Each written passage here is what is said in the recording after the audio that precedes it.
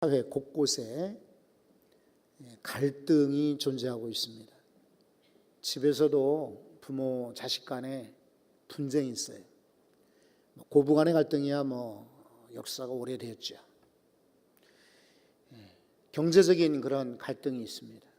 돈 많고 또 적고, 세입자와 집주인과, 그리고 고용인과 피고용인, 정치적인 갈등도 많습니다. 그래서 광복절 같은 때 아스팔트 온도가 40도가 넘는데도 불구하고 시위하는 그런 이들이 있고, 또 한쪽에서는 반대하는 이들이 있습니다. 교회는 어떨까요? 교회도 안타깝게 우리 주변에서나 매스컴에 소개되는 거 보면은 교회 안에도 심심치 않게 갈등들이 표출되곤 합니다. 이런 모든 갈등 속에서 성도들의 역할이 있습니다. 성도들은 갈등을 증폭시키는 자가 되어서는 안 돼요. 증폭 아세요? 제가 목소리를 앞에 있는 분에게 하듯 조용하게 지금 하고 있는데, 저 뒤에 2층까지 크게 들리는 것은 이 마이크가 소리를 증폭 크게 키우기 때문에 그래요. 별거 아닌 거 가지고 확대하고 증폭시키는 사람이 있어요. 그런가 하면은 대다수가, 그리고 대부분 교회 안에 있는 성도들이 그런 것 같아요. 성격이 회피를 합니다. 아유, 나 싫어. 나는 싸우는 거 싫고 간섭하기도 싫고 나는 저런 사람 만나기도 싫고 회피해요.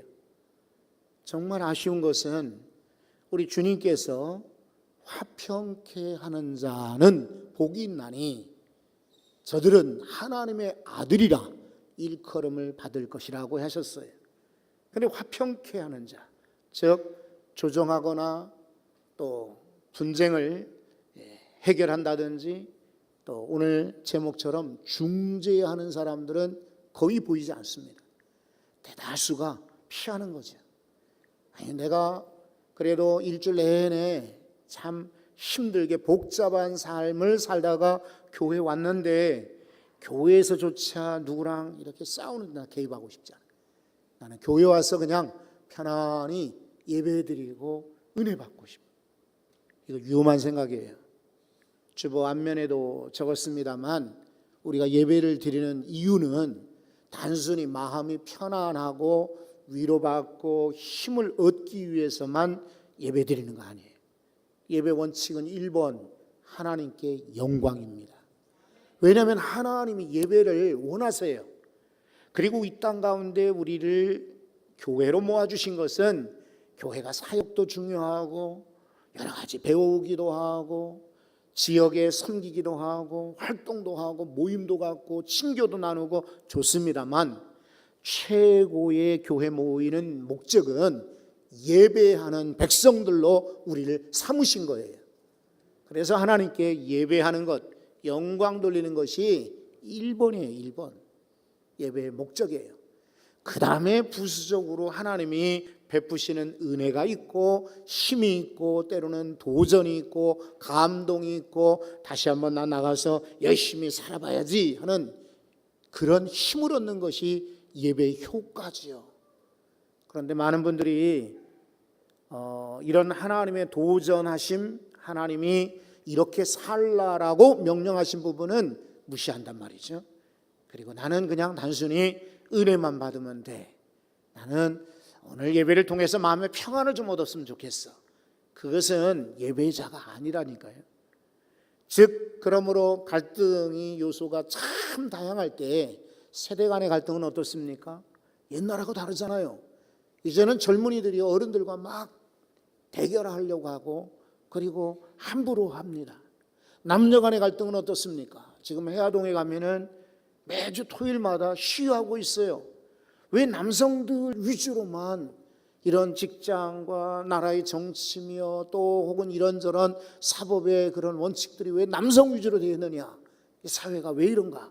여기 불만이 막 이렇게 표출되고 있어요. 가끔 보면은 운동선수들이 자기 기량껏 운동을 해야 되는데 때로는 학벌이다, 때로는 지도자의 이런 파벌로 해서 아까운 그런 인재들이 시합에 나가지 못하고 실력을 썩힌단 말이죠. 그리고 정말 재능 있고 은사가 있는 이들이 활동하고 그리고 힘있게 일을 하고 그런 이들을 격려해야 되는데 안타깝게도 저 사람은 내 편이 아니야. 저 사람은 나랑 멀어. 나랑 관련이 없어. 이렇게 나누고 분쟁함으로 참 아쉽게도 하나님의 교회 안에서도 이런 갈등들이 참 많은 걸 알 수가 있어요. 사도행전에 국한해서 사도행전에 보면은 오늘 15장을 읽었습니다만 앞에 5장에 보면은 베드로가 성전에 가서 설교를 했거든요. 많은 이들이 막 축제로 나와 하루에 막 3,000명씩 회개하고 돌아오는 거예요. 유대 지도자들이 경계하고 이것을 금하라. 때로는 채찍질하기도 하고 잡아 가두기도 하고 다시는 예수 이름을 전하지 말라라고 했으나 여전히 그들은 풀려나서도 예수를 전하거든요. 그러니까 화가 났어요. 신문을 벌렸습니다. 그리고 이 사람들을 죽이려고까지도 마음을 먹었어요. 그때 가말리엘이라는 그런 인물이 있는데 이 사람은 율법 교사이며 그리고 백성들에게 존경받는 자라고 성경은 소개하고 있어요. 이 사람이 하는 말이 여러분 만약에 이 사람들의 행동이 자기들의 그런 예서 나온 거라면 얼마 못 가서 시들어질 겁니다. 옛날에 보지 않았습니까? 역사적으로 드다라고 하는 인물 또 유다라고 하는 사람이 갈릴리에 났으나 이 두 사람은 애국자였습니다. 애국 운동자들이었는데 이들이 나와서 백성들을 선동했지만 어찌 되었습니까? 금방 시들지 않았습니까? 근데 만약에 이들의 전하는 것이 하나님께로부터 났다면 우리가 막아서 될 일이 아니겠죠? 중재를 했어요. 그랬더니 사도들이 석방되고 마음껏 나가서 자기들 나름대로 복음을 전하게 허락된 겁니다. 사도행전 6장에 보면은요, 이 교회 안에 과부들이 있는데 이 사람들을 구제를 하는데 말이죠. 유대인 출신의 과부들이 수가 훨씬 많아요. 그리고 이 사람들이 수가 많으니까 주로 구제품들을 독차지한단 말이죠. 헬라에서 멀리서 이주해 온 헬라파 과부들은 자꾸만 구제에 빠졌어요. 그러니까 이 사람들이 뿔이 났어요. 그래가지고 항의하기 시작하는 거예요. 이 사도들이 골치 아픈 거예요. 이 문제를 어떻게 할까? 저들이 지혜를 내었어요. 여러분, 차라리 여러분 중에서 몇 사람을 뽑아 주십시오. 그 대신 지혜가 있는 사람, 성령 충만한 사람, 사람들에게 칭찬받는 사람을 뽑아 주시면 그들에게 이 구제하는 일을 맡기고 우리는 기도와 말씀 사역에 더 힘쓰겠습니다. 그랬어요. 그랬더니 이 교회 안에 있는 많은 이들이 그것을 듣고는 공감하고 7을 세웠다 그랬어요. 그래서 구제 문제가 잠잠해졌어요. 이제 오늘 말씀을 한번 보십시오. 여러분들이 지난주에 들었던 것처럼 예루살렘 교회가 있고 안디옥 교회가 있어요. 과거에는 예루살렘 교회가 기독교의 중심지였으나 이제는 선교로 바울과 함께 안디옥이 이제는 교회 중심, 기독교의 중심이 됩니다. 근데 그 안디옥 교회가 바울 사도 바나바 전도하고 돌아와서 약 1년간 머물러 있는데 교회가 막 늘어나는 거예요. 근데 부흥되면 항상 사탄 마귀가 시험에 들게 하죠. 그래가지고는 유대로부터 어떤 사람들이 왔어요. 와가지고는 너희들 말이야, 특히 유대인들을 대상으로 그런 운동을 하는 거죠. 저 이방인들이 교회 안에 많이 들어왔는데 아니 우리들이 가만히 있으면 안 돼. 아니 어떻게 저 사람들은 할례도 받지 않았고 율법도 모르는 사람이 어떻게 구원받는다고 하느냐? 이렇게 막 쑤시는 거예요. 그러니까 유대 출신의 이 안디옥에도 물론 외국 도시지만은 유대인들이 세운 교회고 유대인들이 많았죠. 그러니까 이 사람들이 그 거짓 교사들의 말을 따라간 거예요. 그래서 바울과 바나바와 다툼이 일어나게 되었어요. 많은 논쟁이 일어났어요. 시끄럽게 되었어요. 그러니까 교회가 정하기를 우리끼리 싸우지 말고 몇 사람을 뽑아서 예루살렘에 보내서 예루살렘의 지침을 받게 하자. 이래 이제 바울과 바나바 몇 사람이 예루살렘에 오게 된 거죠. 왔더니 교회가 다 환영을 해요. 안디옥 교회가 그렇게 부흥되었다며 바울 사도 자네 역할이 참 훌륭하다 칭찬을 많이 했어요. 그리고 나서 베드로가 일어나 변론하기 시작합니다. 여러분, 지금 이 바울과 바나바의 이야기는 사실 아무것도 아닙니다. 그리고 하나님이 원하시는 거예요. 이방인들도 우리와 똑같습니다. 차별하지 않아요. 그들도 성령 받아요. 주 예수 이름으로 구원받는 것입니다. 이러면서 설교하고 나니까요, 성도들의 반응이 어떤지 한번 12절을 보세요. 12절. 온 무리가 가만히 있어. 자, 이제 우리 지난주 오후에 우리 한성열 교수님께서 오셔서 이제 심리학 콘서트 할 때 혹시 기억나십니까? 성경을 좀 이렇게 읽는 분들은 다양한 그런 번역으로 읽으면 좋겠다, 그런 얘기 하셨죠. 그런데 우리말 성경에는 이어져 있어요. 이 구절이 온 회중이여 가만히 있어. 그리고는 곧바로 바울과 바나바의 설교를 변론을 듣는 것처럼 이어져 있으나 사실 원어로는요, 그 다음에 새번역 성경에 보면은, 공동번역 성경 보면은 이 구절이 이렇게 되어 있습니다. 온 무리가 가만히 있었다. 그리고 바울과 바나바가, 이렇게 돼. 그러니까 이 온 무리가 가만히 있었다는 얘기는 베드로의 이야기를 듣고 아까는 막 시끄러웠는데 조용히 있게 되었다, 이런 뜻이에요. 근데 여기는 좀 아쉬움이 들어가 있어요. 왜?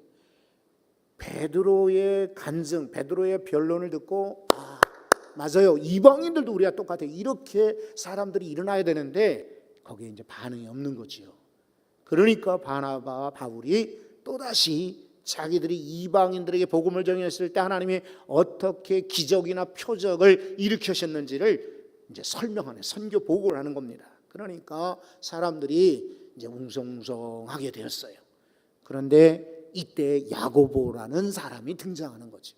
이 사람이 바로 오늘 제목과 같이 중재자인 거예요. 저는요, 이 말씀을 준비하면서 제가, 그리고 여러분들이 야고보와 같은 중재자가 되셨으면 좋겠어요. 우리가 분쟁 만드는 사람 되면 되겠어요? 분쟁이 있고 갈등이 있는데 나 몰라, 팔짱 끼고 쳐다만 보면 되겠어요? 더 적극적으로 조정자가 되셔야 돼요. 조정자 집사님 말고 분쟁을 조정하는, 그죠? 이런 조정자들이 되셔야 돼요.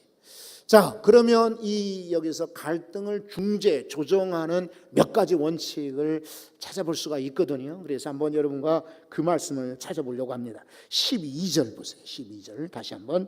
온 무리가 가만히 있어 바나바와 바울이, 자, 방송실에서도 이 화면을 띄워줘 보세요.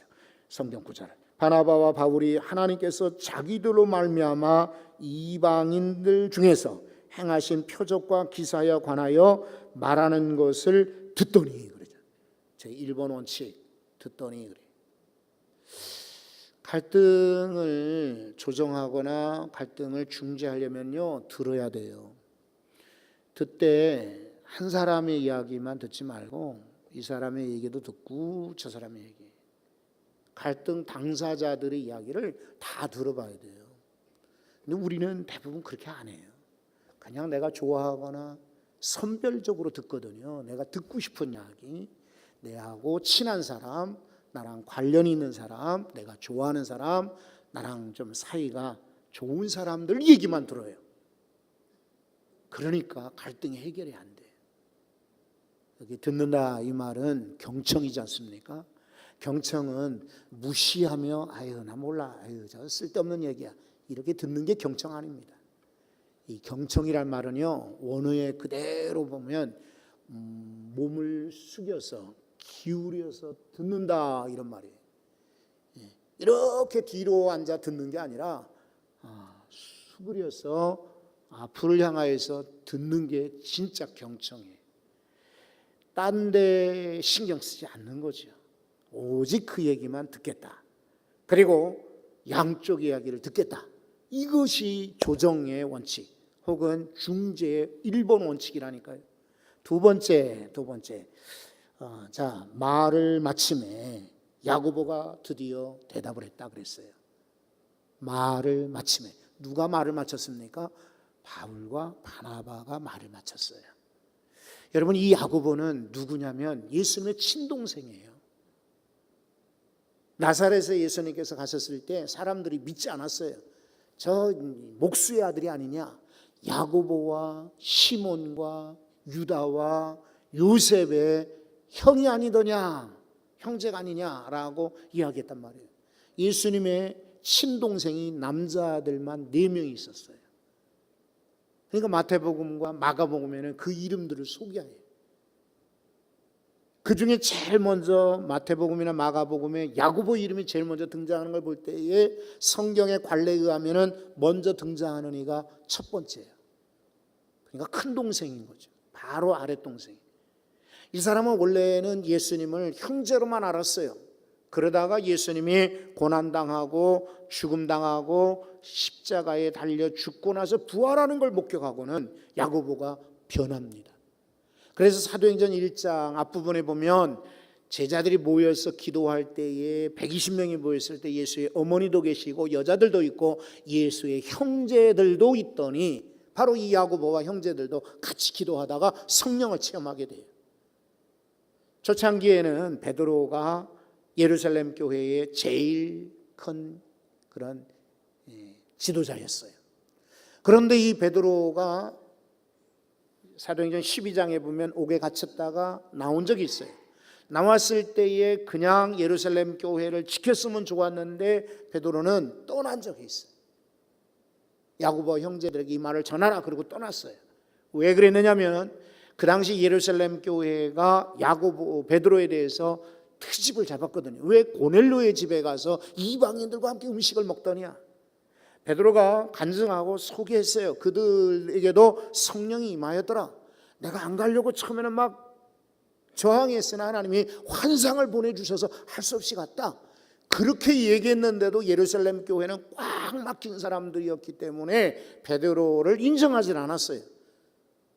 지도자로 기도는 해주었지만은 그러니까 베드로의 마음에 좀 섭섭한 마음이 있었던 거죠. 그래서 베드로는 그때부터 이방 지역으로 떠돌이를 가게 돼요. 그때의 예루살렘 교회의 지도자로 등장하는 이가 바로 오늘 등장하는 야고보입니다. 이 야고보가 일어나서 말을 하는데 여러분 예수님의 친동생입니다. 그리고 지금 상당한 영향력을 미치는 지도자입니다. 그쯤 되면은 바울, 바나바 우습습니다. 베드로도 눈에 차지 않습니다. 그러니까 들을 필요도 없습니다. 그리고 지금 이 야고보는 여전히 예루살렘 교회의 수장이면서 유대적 배경 가지고 있어요.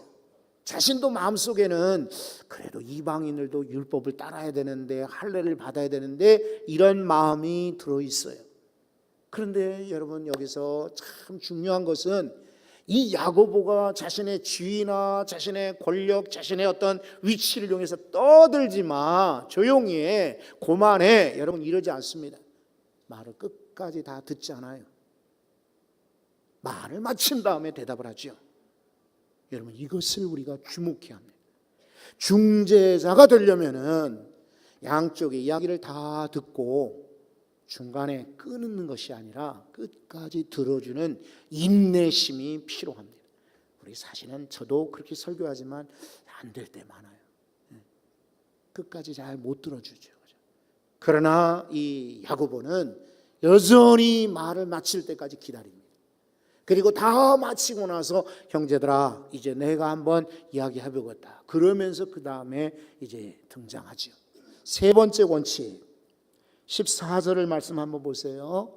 14절 하나님이 처음으로 이방인 중에서 자기 이름을 위한 유할 백성을 취하시려고 그들을 돌보신 것을 시므온이 말하였으니. 저는 성경을 좀 많이 읽는다 이렇게 생각했는데요. 이 구절을 읽을 때 처음에는 헷갈렸어요. 이 시몬이 누구지? 시몬이 언제 뭘 말했다는 거야? 그러니까 너무 이제 이렇게 껍데기로 접근한 거죠. 그래서 얼핏 드는 생각은 예수님이 아기 시절에 할례 받으러 성전에 오셨을 때에 그 성전에서 오랫동안 메시아를 기다렸던 시몬, 나이 많은 노인네 시몬인가? 이렇게 처음엔 착각을 했어요. 근데 그게 아니고 이 시몬은 베드로인 거죠. 베드로의 옛 이름이에요. 그런데 왜 야고보가 베드로라고 말하지 않고 왜 시몬이 말했다고 할까요? 더 정감 있는 거죠. 더 정의 있는 이야기.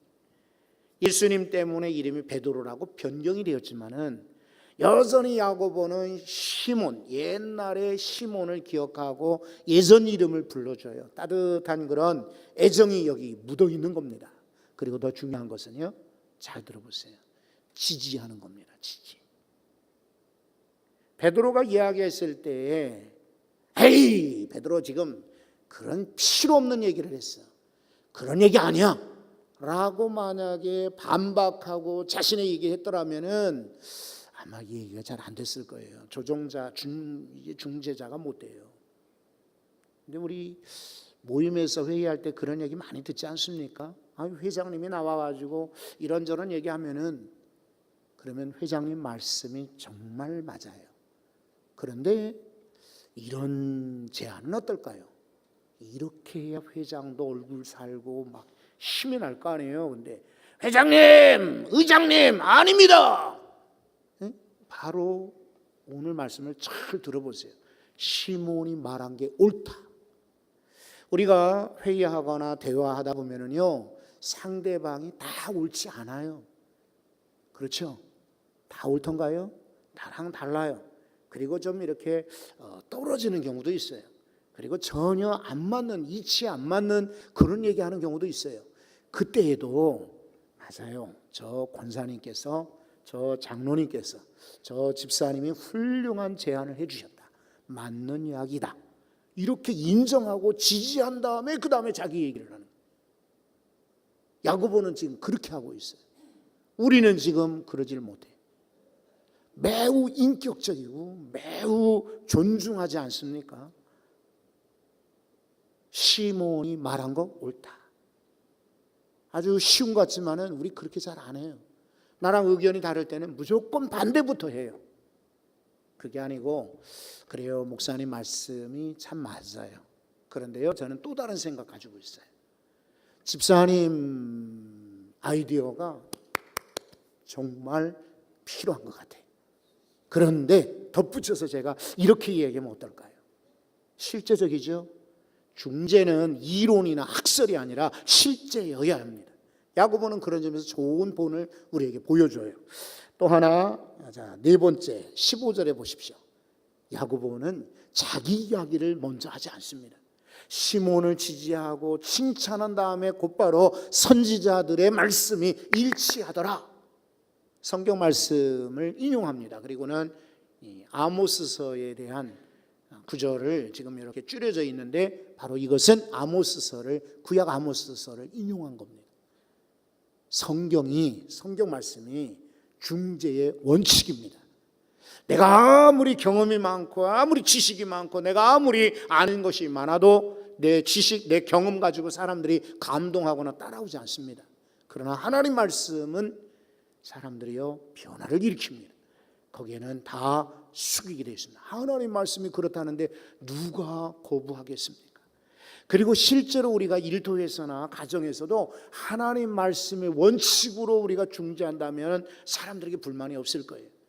그게 아니고 내 경험이나 내 생각, 지혜를 동원하려다 보니까 문제가 커지고 증폭되는 거죠. 다섯 번째 원칙입니다. 19절에 보십시오. 그러므로 내 의견에는 이방인들에게 무거운 짐 지어주지 말자. 근데 얼마나 인격적인지요. 여러분 아까 말씀드린 것처럼 야고보는 예루살렘 교회의 지금 최고 지도자 아닙니까? 그러니까 여러분 다른 말 하지 마십시오. 전부 내 의견, 내 말을 좀 따르시오 라고 강요하지 않습니다.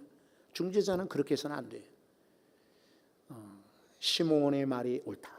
성경의 선지자들의 글도 그렇게 일치하고 있다. 그러나 내 의견에는 요거는 지키면 좋겠다. 아주 굉장히 겸손하지요. 그리고 인격적이지 않습니까? 중재자는요 위에 있는 사람이 아닙니다. 야 너희들끼리 사과해. 너희들끼리 그냥 악수해. 너희들끼리 포옹해. 그냥 빌어. 이게 중재자가 아닌 거예요. 같이 이렇게 어깨를 나란히 하고 이 사람 얘기도 들어주고 저쪽 얘기도 들어주고 그리고 말이 다 끝난 다음에는 맞는 것 같아. 저 사람은 많이 속상했겠다. 저분 오해한 것 같다. 그러면서 그러나 내 의견에는 이렇게 지금 매우 인격적으로 대응을 하고 있습니다. 한 가지 더. 자, 6번째 원칙이 그 다음에 20절에 있어요. 다만 4가지만 피하도록 하자. 첫째, 우상의 더러운 것. 두 번째는 음행. 여기서 음행은 육체적인 간음 음행이 아니라 우상에게 절하는 행위 같은 거, 이게 바로 음행인 거지. 영적 음행. 그 다음에 목매어 죽인 것과 피, 요것만은 좀 멀리하면 좋겠다. 요거 4가지를 정확하게 지침으로, 애매한 것이 아닙니다. 딱 4가지. 이건 얼마든지 당시 로마 시대에 사는 그런 이방인들이 쉽게 유혹에 넘어가니까 그 부분만큼은 지켜라라는 실제적인 행동 지침입니다. 여러분, 이것도 우리 배우셔야 됩니다. 종종 우리가 중재한다면서 저 사람도 못 지키고 나도 지키지 못할 이야기를, 이거 뭐 하늘에 무슨 천사들이나 행할 수 있는 일을 이렇게 중재한답시고 조언하는 경우가 있습니다. 이것은 전혀 그건 맞지가 않죠. 그런데 이 부분은 이방의 출신의 성도들 지킬 수 있는 거거든요. 그러니까 우상 섬기는 거 하지 마라. 음행 이거 하지 마라. 목매어 죽인 음식 이거 우상에게 제물로 드린 거거든요. 이거 먹지 마라. 피, 역시 피도 우상에게 제물로 드리는 거니까 이거 그만다. 요 4가지만 지키고 자유롭게 믿게 해주자. 여러분, 그때의 22절을 한번 보십시오. 이에, 아까 베드로와는 매우 지금 차이가 나지 않아요? 베드로가 그렇게 말할 때는 사람들은 조용했습니다. 반응이 별로 없었어요. 그러나 야고보가 이렇게 중재하고 나니까 이때부터 사람들이 움직이는 겁니다. 이게 사도들이 이제 바울과 바나바와 함께 이제 사람들을 몇 사람 보내고 각 지역을 가면서 편지를 전달하게 하자. 행동으로 옮기게 해요. 근데 여러분, 제가 이 설교 준비하면서 여러 가지 책들을 봤어요. 그리고 제 서재에만 갈등에 관한 책만 이렇게 많아요. 갈등 조정의 심리학, 교회 갈등을 해결하는 방법, 교회 갈등 이렇게 해결하라, 갈등 해소를 위한 리더, 부부 간의 갈등을 어떻게 해소할까, 전략, 세대적 갈등은 어떻게 해소할 수 있을까, 갈등 해결의 지혜는 뭔가. 끝까지 할까요? 굉장히 많아요. 그 이야기는 이만큼 우리 사회, 교회, 가정에 갈등이 많다는 거예요. 근데 여러분, 이런 책들을 아무리 들여다봐도 여전히 갈등 많습니다. 그런데 하나님께서 정말 중요한 중재자를 우리에게 허락해 주셨어요. 이 세상의 변호사도 사실은 판사님도 믿기 어려운데 가장 좋은 중재자를 우리에게 보내주셨어요. 디모데후서 2장 5절에 이렇게 말씀하십니다. 하나님은 한 분이신데 사람과 하나님 사이의 중보도 한 분이시다. 곧 그리스도 예수시니라. 예수님만이요, 예수님께서만 우리 가정의 갈등이요 해결하실 수 있어요. 우리 교회 혹은 여러분 직장에 사람들과의 갈등 해결할 수 있는 분은 오직 예수 그리스도예요. 사람 쫓아가서 내 편 되달라고 하지 말고 주님께 기도하십시오. 주님이 적절하게 중재해 주실 것입니다. 기도합니다. 하나님, 귀한 시간 예배하는 성도들